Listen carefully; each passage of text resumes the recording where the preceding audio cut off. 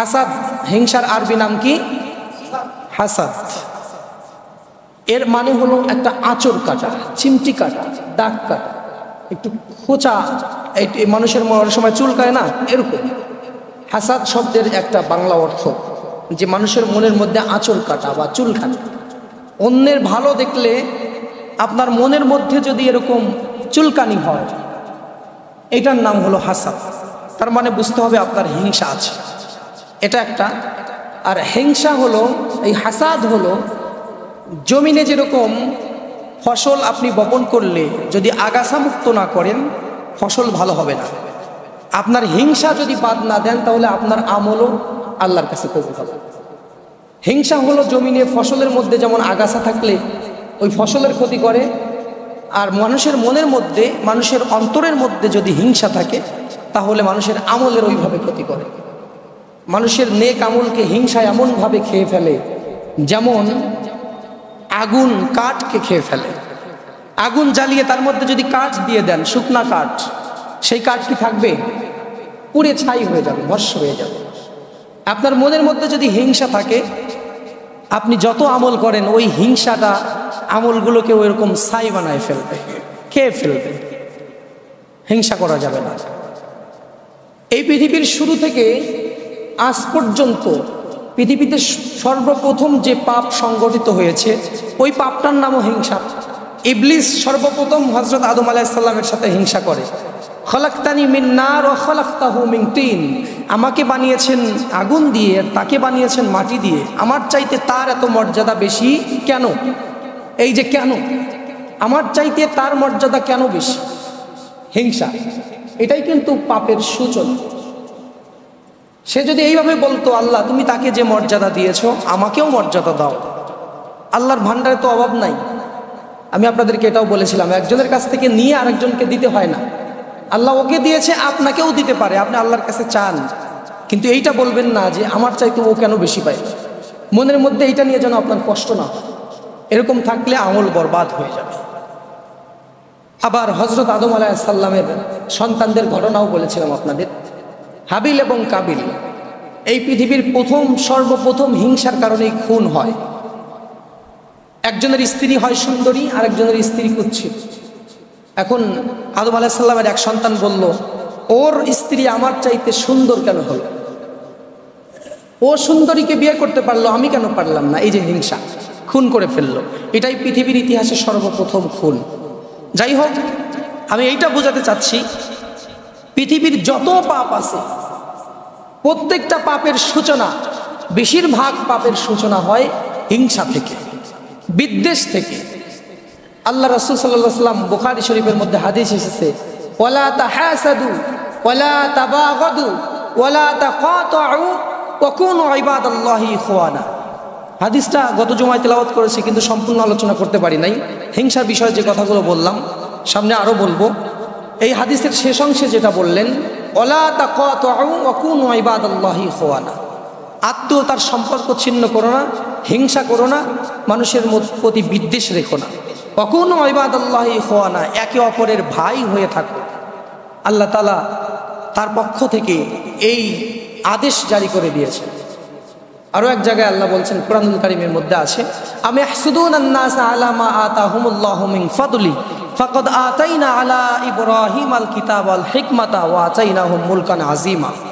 আল্লাহ তাকে যেটা দিয়েছে তার ভান্ডার থেকে দিয়েছে, তুমি এখানে কোনোভাবেই হিংসা করতে পারো না। তোমার লাগে তুমি আরো চাও, তাকে যা দিয়েছে এটা একান্তই ব্যক্তিগত, আল্লাহর ভান্ডার থেকে দিয়েছে। এইটা নিয়ে তুমি হিংসা করলে এর মানে তুমি কুফরি করলে। সবচাইতে গুরুত্বপূর্ণ কথা, হিংসা করলেন আপনি ইনডাইরেক্টলি আল্লাহর সাথে কুফরি করলেন। যারা আল্লাহকে অস্বীকার করে আর যারা হিংসা করে, এই ক্ষেত্রে তারা দুইজনের সমান। একজন আল্লাহকে সরাসরি মুখে অস্বীকার করছে, আর একজন তার কাজের মাধ্যমে আল্লাহকে অস্বীকার করছে। সে বলছে ওকে কেন এত ভালো অবস্থানে আল্লাহ দিল, আল্লাহর সিদ্ধান্তের উপরে তার সিদ্ধান্তকে চাপায় দিচ্ছে। এর মানে সে সরাসরি কুফরি করছে, নাউজুবিল্লাহ। আল্লাহ যেন আমাদের হিংসা থেকে বাঁচান, আমরা পড়ি আমিন। আজকে বলবো, হিংসা না থাকলে কি লাভ? হিংসা থাকলে যে ক্ষতি, এইগুলো আমি গত জুমায় আলোচনা করেছি। হিংসার ব্যাপার আজকেই শেষ আলোচনা। হিংসা না থাকলে কি পুরস্কার আল্লাহ তাআলা দিবেন। আমি সর্বপ্রথম একটা ঘটনা আপনাদেরকে মনে করে দিতে চাই। ইহুদিরা এখন পর্যন্ত পৃথিবীর ইতিহাসে সবচাইতে আল্লাহর লানত প্রাপ্ত জাতি। আল্লাহ তাদেরকে খুব ভালোবাসছিলেন, এত নিয়ামত তাদেরকে দিয়েছেন। পৃথিবীর ইতিহাসে এমন কোনো জাতি নাই যাদেরকে আল্লাহ তাআলা আসমান থেকে খাবার পাঠাইছে। মান্না ওয়াস সালওয়া কোরআনে আছে। এই মান্না ওয়াস সালওয়া কাদের জন্য পাঠিয়েছেন আপনারা জানেন তো? ইহুদিদের জন্য পাঠিয়েছেন। কাদের জন্য? বানি ইসরাইল মানে ইহুদি। এই সৌভাগ্য কারো হয় নাই পৃথিবীতে। এরকম অসংখ্য উদাহরণ আছে। তাদেরকে পাথর দান করছে আল্লাহ। ওই পাথরের 12টা মুখ থেকে 12টা ঝর্ণা বের হয়েছে। তারা ইচ্ছা মতো ওই পাথর বিভিন্ন জায়গায় বহন করে নিয়ে গেছে। কোরআনে ঘটনাগুলো আছে। তারা যখন পানি চাইছে ওই পাথর থেকে পানি আসছে। অনেকভাবেই আল্লাহ তাদেরকে সাহায্য সহযোগিতা করেছেন, ভালোবেসেছেন, সম্মানের জায়গায় রেখেছেন। কিন্তু পরিশেষে আল্লাহ তাআলা কোরআনের মধ্যে লানত দিয়ে ইহুদিদেরকে বিতাড়িত বলে ঘোষণা করলেন। এইটা কেন? এটা হলো হিংসার কারণে। এই হিংসাটা শুরু হয় কখন? যখন বিশ্বনবী সাল্লাল্লাহু আলাইহি ওয়াসাল্লাম মক্কার কুরাইশ বংশে যখন জন্মগ্রহণ করেন, হযরত ইসমাঈল আলাইহিস সালামের ঔরস থেকে এই চেনে যখন বিশ্বনবীকে আল্লাহ পাঠানোর ঘোষণা দেন, তখন বানি ইসরাইলেরা হিংসা বশবর্তী হয়ে তাকে অস্বীকার করে। তাদের একটাই হিংসা যে শেষ নবী, সবচাইতে মর্যাদাপূর্ণ নবী, সবচাইতে দামি নবী, এইটা আমাদের বংশে না এসে ইসমাইল, বানি ইসমাইলের মধ্যে কেন গেল?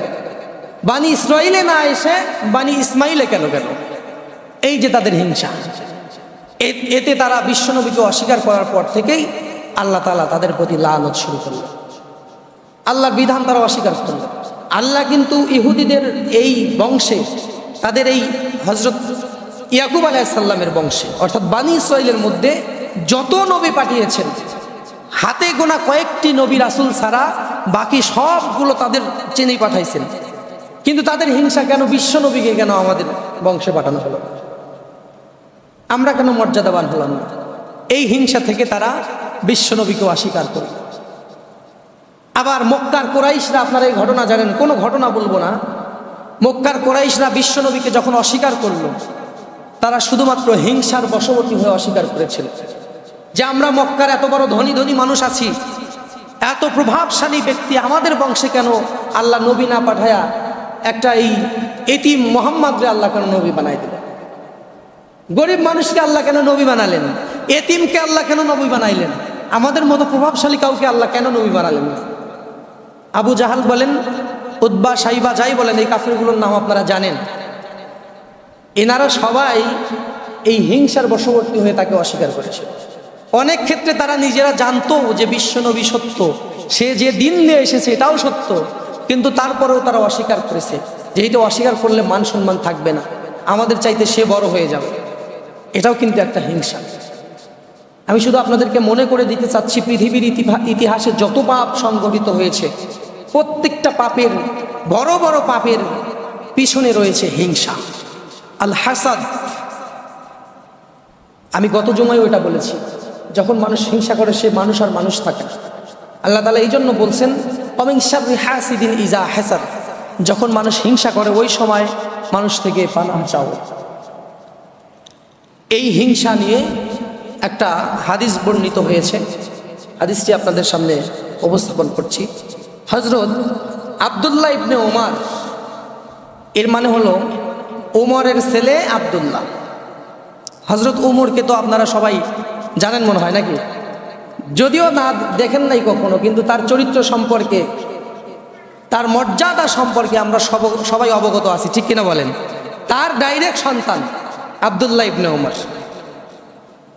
এই আব্দুল্লাহ ইবনে ওমর বিশ্বনবীর একজন সাহাবীও ছিলেন, যদিও সে বয়সে ছোট ছিলেন অনেক।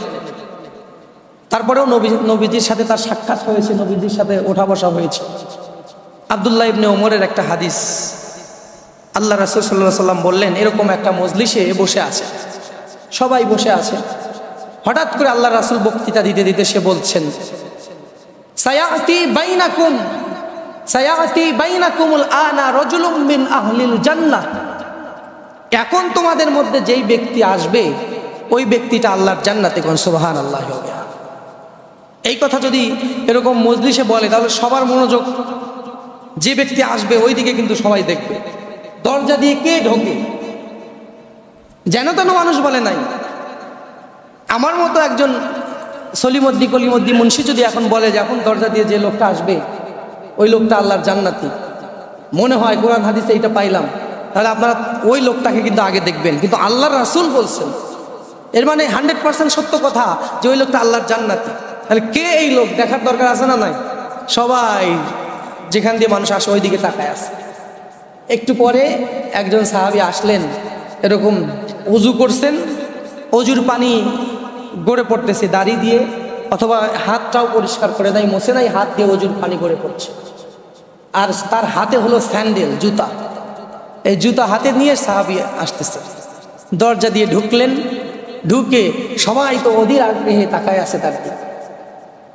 আল্লাহর রাসূল ঘোষণা দিলেন, সায়াতি বাইনাকুমুল আনা রাজুলুম মিন আহলিল জান্নাহ, যেই ব্যক্তি এখন তোমাদের মধ্যে প্রবেশ করবে ওই ব্যক্তিকে জান্নাতি বলে ঘোষণা যিনি দিয়েছেন তিনি কে? আল্লাহ জানাই দিয়েছেন, তাছাড়া তো আল্লাহর রাসূল বলে নাই। আল্লাহর রাসূল কি আন্দাজে কোনো কথা বলে নাকি? আল্লাহ জানিয়ে দিয়েছেন তাকে যে এই ব্যক্তিটা জান্নাতি। এই জন্যই তিনি ঘোষণা দিয়েছেন, সায়াতি বাইনাকুমুল আনা রাজুলুম মিন আহলিল জান্নাহ, যেই ব্যক্তি এখন এই দরজা দিয়ে প্রবেশ করবে ওই ব্যক্তিটা আল্লাহর জান্নাত। প্রত্যেকটা মানুষ তাকিয়ে আছে, অধীর আগ্রহ নিয়ে দরজার দিকে তাকায় আছে। দরজা দিয়ে যখন ওই ব্যক্তি ঢুকলেন সবাই দেখলেন তিনি আর কেউ নয়, হযরতে সাদ ইবনে আবি ওয়াক্কাস। কোন সুবহানাল্লাহ। এই নামটাও আপনারা মনে হয় শুনছেন নাকি? সাদ ইবনে আবি ওয়াক্কাস রাদিয়াল্লাহু তাআলা আনহু, আপনারা সবাই জানেন ইনিও একজন সাহাবী ছিলেন। আল্লাহর রাসূল এই ঘোষণা দেওয়ার পরে তাকে সবাই দেখে সবাই খুব আগ্রহ নিয়ে তার দিকে তাকায় আছে। এরপরে তাকে কেউ কিছু বলল না। ওই সমাবেশ শেষ হলো। পরবর্তী অন্য কোনো দিন, আল্লাহ ভালো জানেন কয়দিন পরে ঘটনা এটা, আবার একটা মজলিসে আল্লাহর রাসূল বক্তৃতা দিচ্ছেন। আবার আল্লাহর রাসূল বললেন, সায়াতি বাইনাকুমুল আনা রাজুলুম মিন আহলিল জান্নাহ, এই দরজা দিয়ে এখন যেই ব্যক্তিটা তোমাদের মধ্যে প্রবেশ করবে ওই ব্যক্তিটা আল্লাহর জান্নাতে যাবে। আবারও দ্বিতীয় দিন আগের দিনের মতোই সবাই দরজার দিকে তাকায় আছে, কে ঢোকে দরজা দিয়ে, কে ঢোকে। সবাই কিছুক্ষণ পর লক্ষ্য করলো ওই সাদ ইবনে আবি ওয়াক্কাস আবার দরজা দিয়ে প্রবেশ করছে। কোন সুবহানাল্লাহ। 2 দিন। তৃতীয় দিন আবার আরো একটা মজলিসে এরকম রাসূল বক্তৃতা দিচ্ছেন। এই ঘটনা কিন্তু পরপর 3 দিন না, কয়দিন পর পর ঘটছে এটা আল্লাহ ভালো জানে, এর সঠিক বর্ণনা পাওয়া যায় না। কিন্তু ঘটনা 3 বার ঘটেছে। যে কোনো গুরুত্বপূর্ণ কথা হলে আল্লাহ রাসূল সাল্লাল্লাহু আলাইহি ওয়াসাল্লাম 3 বার বলতেন। আমাদের মধ্যে এই অভ্যাসটা অনেকের কম। আমরা আবার সবাই জাননেওয়ালা, তো এক কথা 2-3 বার বললে অনেকে আবার মনে হয় যে বলবে যে এই এক কথা বারবার। এই জন্য শ্রোতার এই দিকে আকর্ষণ কম, এই জন্য বক্তারাও এইগুলো বাদ দিয়ে দিয়েছে। এখন এরকম বক্তা সমাজে খুব কম যে গুরুত্বপূর্ণ কথা 3 বার বলে। আল্লাহ রাসূল সাল্লাল্লাহু আলাইহি ওয়াসাল্লাম গুরুত্বপূর্ণ কথা 3 বার বলতেন। একটি হাদিসে আছে এরকম তাকওয়া রস করতেছে আল্লাহ রাসূল, তাকওয়া রস করতে করতে এরকম বুকে থাপড় দিয়ে বলতেছে, আত-তাকওয়া হা হুনা হা হুনা হা হুনা, মানে তাকওয়া এইখানে, তাকওয়া এইখানে, তাকওয়া এইখানে, এভাবে 3 বার বলতেন। তাকওয়া এইখানে একবার বললেই তো হতো, কিন্তু তিনি 3 বার বললেন। এর মানে গুরুত্বপূর্ণ কথাগুলো তিনি 3 বার বলতেন। অনেক হাদিস এরকম আছে। যাই হোক, ওইদিকে যাচ্ছি না। হযরতে সাদ ইবনে আবি ওয়াক্কাস রাদিয়াল্লাহু তাআলা আনহু দরজা দিয়ে আবারও 3য় দিন প্রবেশ করলেন। প্রত্যেকটা ব্যক্তির চোখ কপালে উঠে গেছে যে আল্লাহর রাসূল 3 বার ঘোষণা দিল, এই ব্যক্তির কি আমল, আমরা এই ব্যক্তি সম্পর্কে আরও জানতে চাই। যদিও চেনা মানুষ, একই সমাজে বসবাস করে, একই সাথে চলাফেরা করে, কিন্তু যখন দেখলেন আল্লাহ রাসূল 3 বার জান্নাতি বলে ঘোষণা করেছেন, তখন ওই ব্যক্তির আমল দেখার দরকার আছে না নাই? আগ্রহ বেড়ে গেল অনেকের মধ্যে। হযরতে আব্দুল্লাহ ইবনে ওমর রাদিয়াল্লাহু তাআলা আনহু বাবার মতোই জিদি ছিলেন, বাবার মতোই তার জেদ ছিল ইসলামের বিষয়ে। তার মন চাইলো কি আমল আব্দুল্লাহ ইবনে কি আমল সাদ ইবনে আবি ওয়াক্কাস করে, এইটা আমি দেখব।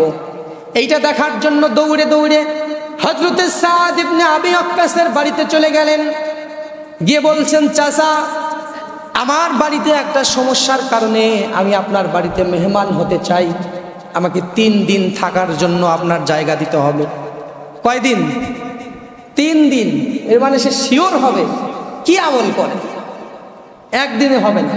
গ্রামীণই লোক, এলাকারই লোক, তারপরেও সে মেহমান হলো ওই বাড়িতে 3 দিনের জন্য। হযরতে ওমর রাদিয়াল্লাহু তাআলা আনহুর এই অভ্যাসটা ছিল, কারো কোনো মর্যাদা দেখলে তিনি হিংসা করতেন না। এটা কিন্তু হিংসা না, আলোচনা আবার গোলায় ফেলবেন না।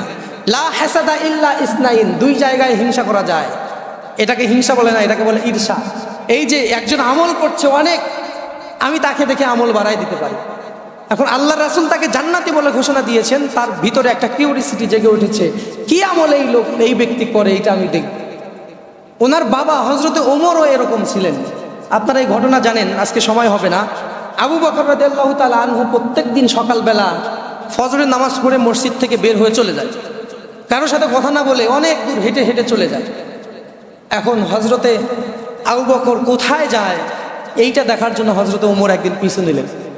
কারণ হযরতে ওমর রাদিয়াল্লাহু তাআলা আনহু সবসময় চাইতেন যে কোনো ইসলামের যে কোনো ক্ষেত্রে তার অবদান যেন বেশি থাকে।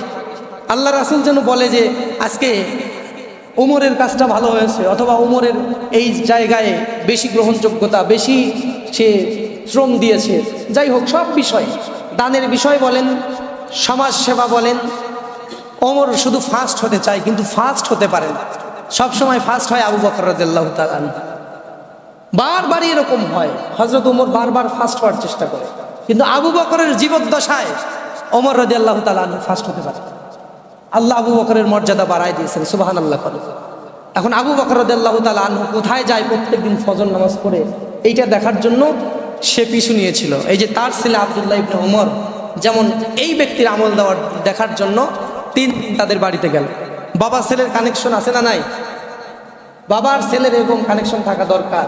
কিন্তু বাবার ছেলে যদি বাবা খারাপ হয় তাহলে বাবার সাথে কানেকশন না রাখাই ভালো। বাবা যদি ভালো হয় সন্তানের উচিত বাবাকে ফলো করা। যাই হোক, আবু বকর রাদিয়াল্লাহু তাআলা আনহু কোথায় যায় এই ঘটনাটা পুরোপুরি বলতে পারবো না, শর্টে বলছি।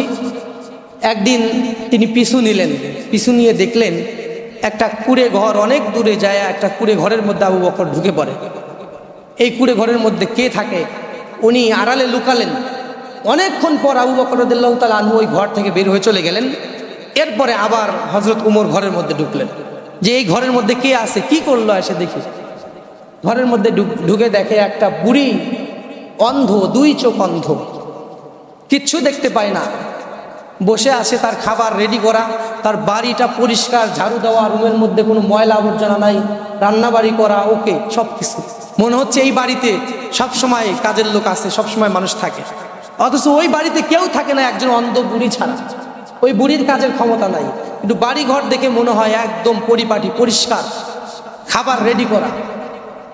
বুড়ির ঘরে ঢোকার পরে হযরত ওমর বললেন, বুড়িমা, এখনই একটু আগে যে ব্যক্তি আপনার এখান থেকে বের হয়ে গেল, ওই ব্যক্তিটাকে আপনি কি চেনেন? উনি কি কারণে আসে? তখন বুড়িমা বললেন, আজ অনেক বছর হলো এই ব্যক্তি আমার এখানে আসে, বা অনেক মাস এখানে আসে।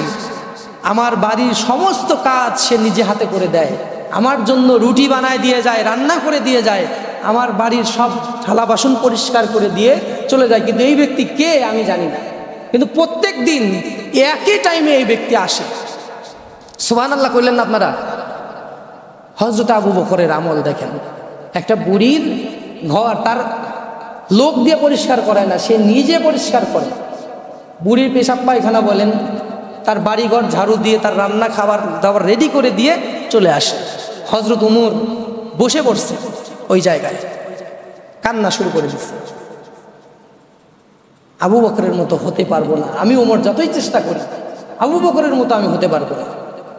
অনেক বর্ণনায় আছে হযরত ওমর ওই কথাটি ওই দিন বলেছিল যে পরবর্তী যে আপনার পরে যারা খলিফা হবে তাদের জন্য আপনি কাজটা এত কঠিন করে দিলেন। এর মানে তিনি খলিফা অবস্থায় যে কাজগুলো করছে, পরবর্তী খলিফা যারা হবে তাদের জন্য কাজটা আরো কঠিন হয়ে গেল, তার মতো করে যদি করতে চায় কেউ। যাই হোক, এরকমই ছিলেন হযরতে আব্দুল্লাহ ইবনে ওমর। অর্থাৎ আবু ওমরের ছেলে আব্দুল্লাহ, তিনি ওই যে সাদ ইবনে আবি ওয়াক্কাসের বাড়ি গেলেন, গিয়ে বললেন চাচা 3 দিন থাকবো। মনে আছে আপনাদের? কি দেখার জন্য গেল? আমল দেখার জন্য গেল। সবাই কথা বলেন না তো। আল্লাহ রাসূল তাকে 3 দিন জান্নাতি বলে ঘোষণা দিয়েছে। কি আমলের কারণে আল্লাহ রাসূল তাকে জান্নাতি বলে ঘোষণা দিল? এই আমল দেখার জন্য গেছে। অনেক আমল তো দেখা যায়, কিন্তু এই আমলটা দেখার জন্য তাকে ফাঁদ পাততে হবে। এই জন্য সে রাত 24 ঘন্টা তাকে ফলো করবে। 3 দিনের জন্য মেহমান হয়েছে, আগেই বলে নিছে 3 দিন থাকবে। 3 দিন সে তার বাড়িতে গেল। যখন হযরতে সাদ ইবনে আবি ওয়াক্কাস রাদিয়াল্লাহু তাআলা আনহু আসে, তখন সে ঘুমের ভান করে। সবাই তো একসাথে নামাজ পড়ে, মসজিদে নামাজ পড়ে সবাই চলে যায়, কিছু কোরআন তেলাওয়াত করলো, এরপরে সবাই ঘুমায় পড়ে। সাহাবারা তো শেষ রাতে উঠে তাহাজ্জুদ করতেন, আল্লাহ রাসূল যেটা শিখিয়েছিলেন তাদের। তখন তিনি ঘুমিয়ে এরকম লেপ বা কাঁথা যেটাই বলেন, চোখটা ঢেকে রাখে, কিন্তু ঘুমায় না। ঘুমের ভান করে দেখে যে এই সাদ ইবনে আবি ওয়াক্কাস কি করে, এরকম চেয়ে থাকে। এখন সাদ ইবনে আবি ওয়াক্কাস আসে, ঈশান নামাজ পড়ে এসে ঘুমায় যায়। তখন তিনি ভাবে হয়তো উঠবে, হয়তো একটু পরে উঠবে। এরকম তিনি তাহাজ্জুদের সময় পর্যন্ত শুধু জেগে জেগে পাহারা দেয় যে সাদ ইবনে আবি ওয়াক্কাস কি আমল করে। কিন্তু দেখা যাচ্ছে তাহাজ্জুদের সময় হয়ে গেছে, এরপর মধ্যে আর সাদ ইবনে আবি ওয়াক্কাস রাদিয়াল্লাহু তাআলা আনহু ওঠে না। সে ওঠে না, সরাসরি ওই সময় ওঠে যে সময় সবাই ওঠে। তাদের জন্য তো তাহাজ্জুদ তারা রেগুলার পড়তো, আমাদের মতো না। ওই তাহাজ্জুদের সময় সে ওঠে, হযরত আব্দুল্লাহ ইবনে উমরও উঠে তাহাজ্জুদ পরে কিছুক্ষণ জিকির আজগার করে বা যে কোনো আমল করে, কোরআন তেলাওয়াত করে, এরপরে মসজিদে চলে যায় ফজরের নামাজের জন্য। আবারও সারাদিন ফলো করে, কিন্তু ওই নামাজ, রোজা, কোরআন তেলাওয়াত, ইসলামের দাওয়াত, এইগুলো ছাড়া এমন কোনো আমল দেখতে পায় না যেটা আব্দুল্লাহ ইবনে উমর করে না। তিনি বলতেছে সাদ ইবনে আবি ওয়াক্কাস যা করে এগুলো তো আমিও করি, আমরা তো একসাথে এই আমলগুলো করি, কিন্তু আল্লাহর রাসূল যে তাকে 3বার জান্নাতি বলে ঘোষণা দিল, এই স্পেশাল আমলটা কি, এইটা আমি পাইলাম না। একদিন চলে যখন যায়, তখন সে চিন্তা করে যে হয়তো আজকে কোনো সমস্যার কারণে সে রাতে উঠতে পারে না, আমি আরেক দিন দেখি। তখন পরের দিন জিজ্ঞেস করে, চাচা আপনি তো অসুস্থ? বলে না, আমি তো সুস্থ, আমার শরীর ঠিক আছে, সব কিছু ঠিক আছে। এরপরে 2য় দিনে ওরকম রাত জেগে থাকে। দেখেন 2য় দিনও ওইভাবে সাদ ইবনে আবি ওয়াক্কাস ঘুমায় থাকে, শুধু তাহাজ্জুদের সময় উঠে তাহাজ্জুদ পড়ে, ঈশার নামাজ পড়ে, ফজর নামাজ পড়ে, আর কোনো স্পেসিফিক কোনো আমল নাই। এরপরে 3য় দিন থাকে, 3য় দিনও একই অবস্থা। এরপরে 3য় দিন ধরে খাপ করে, চাচা আপনার কি এমন আমল আছে যার জন্য আল্লাহর রাসূল আপনাকে জান্নাতে বলে ঘোষণা দিয়েছেন? আমি 3 দিন আপনার বাড়িতে মেহমান হয়েছি, আসলে আমার বাড়িতে কোনো সমস্যা নাই, আমি আপনার বাড়িতে ইচ্ছাকৃতভাবে এসেছি শুধুমাত্র আপনার আমলটা দেখার জন্য, কিন্তু আমি তো আলাদা কোনো আমল আপনার মধ্যে পাইলাম না। আমরাও যা করি আপনিও তাই করেন, তাহলে আপনাকে আল্লাহর রাসূল জান্নাতি বলে 3বার কেন ঘোষণা দিলেন? এই রহস্য আমাকে বলতে হবে। সাদ ইবনে আবি ওয়াক্কাস সম্পর্কে তার চাচা ছিল, অর্থাৎ হযরত ওমরের সময়কার তিনি, আর হযরত ওমরের ছেলে হলো আব্দুল্লাহ ইবনে ওমর, তার মানে চাচা।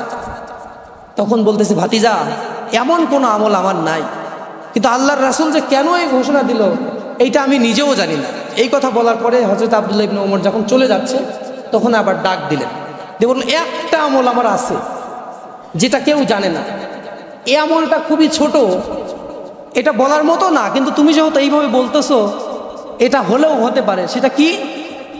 বলছে, পৃথিবীর সব মানুষ এর অগোচরে আমি যে আমলটা করি, আমার যে আমলের কথা কেউ জানে না, সেই আমলটি হলো আমি যখন রাত্রে ঘুমাতে যাই, ঈশার নামাজ পড়ে যখন ঘুমাতে যাই, আমার ঘুমের সময় আমি সারাদিন যার সাথে ব্যবসা করেছি, যার সাথে চাকরি করেছি, একজনের সাথে ঝগড়া হতে পারে, কথা কাটাকাটি হতে পারে, একজনের সাথে আমার মারামারি হতে পারে, এই সব মানুষগুলোকে আমি মন থেকে ক্ষমা করে দিই, কারোর প্রতি কোনো হিংসা রাখি না। কোন সুবহানাল্লাহ। রাত্রে শোয়ার সময় দিনের মধ্যে যা হয়েছে সব হিসাব দিনেই শেষ। রাতে তার মনের মধ্যে জেলাসি থাকে না, কারো প্রতি হিংসা থাকে না, কারো প্রতি বিদ্বেষ থাকে না। একজনের সাথে কথা কাটাকাটি হয়েছে, একজনের সাথে ঝগড়া হয়েছে, সাইজটা করতে হবে, ওরে সাইজ করতে হবে, এরকম মনোভাব সে রাখে না। একজনের সাথে ঝগড়া হোক আর মারামারি হোক, রাত্রে ঘুমালে তার মধ্যে এই আমলটা ছিল, সে তাকে ক্ষমা করে দিত বিনা শর্তে। আপনি কেন ক্ষমা করবেন না? আল্লাহর রাসূল বলছেন যদি ক্ষমা চাও তাহলে ক্ষমা করো। আপনি নিজে ক্ষমা করবেন না, আল্লাহর কাছে আপনি কিভাবে ক্ষমা চান? আল্লাহকে কেন্দে কেন্দে বলেন আল্লাহ তুমি গফুর রহিম, তুমি আমাদেরকে ক্ষমা করো, কিন্তু আপনি ক্ষমা চান আল্লাহর কাছে, কিন্তু ক্ষমা কেন করতে পারেন না? কেউ একটা অন্যায় করলে আপনি তাকে আর মাফ করেন না। যদি ক্ষমা না করতে পারেন তাহলে আপনি কখনো ক্ষমা পাবেন না।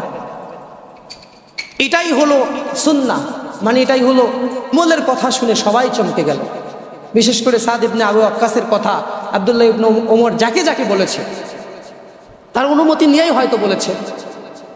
তার আমলটা কি ছিল? রাত্রে ঘুমাতে যাওয়ার আগে সবাইকে ক্ষমা করে দেওয়া, কারো প্রতি কোনো হিংসা না রাখা। এই জন্য তিনটা ভরা মজলিসে রাসূল সাল্লাল্লাহু আলাইহি ওয়াসাল্লাম জিজ্ঞেস করেছেন যে সায়াতি বাইনাকুমুল আনা রাজুলুম মিন আহলিল জান্নাহ, যেই ব্যক্তি এখন আমাদের মধ্যে এসে বসবে ওই ব্যক্তিটা আল্লাহর জান্নাতি। 3 বার ঘোষণা দিয়েছে আল্লাহ রাসূল, একই ঘোষণা, সায়াতি বাইনাকুমুল আনা রাজুলুম মিন আহলিল জান্নাহ, যে এখন তোমাদের মজলিসে এসে বসবে ওই ব্যক্তি আল্লাহর জান্নাত। তার আমলটা হলো তার মনের মধ্যে কোনো হিংসা নাই। হিংসা, আমার ভাইয়েরা, হিংসা ছাড়া যাবে? কথা বলেন না কেন? হিংসা করবেন আপনারা আল্লাহর জন্য। আমরা হিংসা ছেড়ে দিতে পারবো ইনশাআল্লাহ? সবাই আজ থেকে নিয়ত করলেন তো? আমরা নিয়ত করি আজ থেকে এই দুনিয়ার হিসেবটা দুনিয়ায় আমরা মিটাই দেব। এই দুনিয়ার হিসাবটা আমরা জমায় রাখবো না আখিরাতের জন্য। একজনের সাথে মারামারি হোক, ঝগড়াঝাটি যাই হোক, সারাদিনে যা হয়েছে রাতে আপনি তাকে ক্ষমা করে দেন। দেখেন ভিতরে একটা স্যাটিসফ্যাকশন কাজ করবে, আপনার একটা শান্তি লাগবে, মনের মধ্যে একটা প্রশান্তি আসবে, আপনি দিল থেকে সুখী হতে পারবেন, মনের মধ্যে সুকুন থাকবে। কারো প্রতি হিংসা নিয়ে আপনার বেঁচে থাকাটা কষ্টকর। মানুষের শরীরে আগুন ধরলে যেরকম জ্বালাপোড়া করে, মনের মধ্যে হিংসা থাকলে অন্তরটাও এরকম জ্বালাপোড়া করে। এই জন্য যে যা করছে আল্লাহর উপর ছেড়ে দেন, হিংসাটা শেষ করে দেন, আপনার ছোট্ট ছোট্ট আমল আপনার নাজাতের জন্য যথেষ্ট হয়ে যাবে। সুবহানাল্লাহি ওয়া বিহামদিহি। আখলিস দীনাকা ইয়াকফিকাল আমালুল কলিল, অল্প আমলও নাজাতের জন্য যথেষ্ট যদি খাঁটি হয়। আগাছা মুক্ত করেন আমলটাকে, হিংসা বাদ দেন, আপনার আগাছা মুক্ত আমল অল্প হলেও আপনার জন্য কাজে দিবে। আমরা কিন্তু আজকে ওয়াদা করেছি আল্লাহ যেন আমাদেরকে হিংসা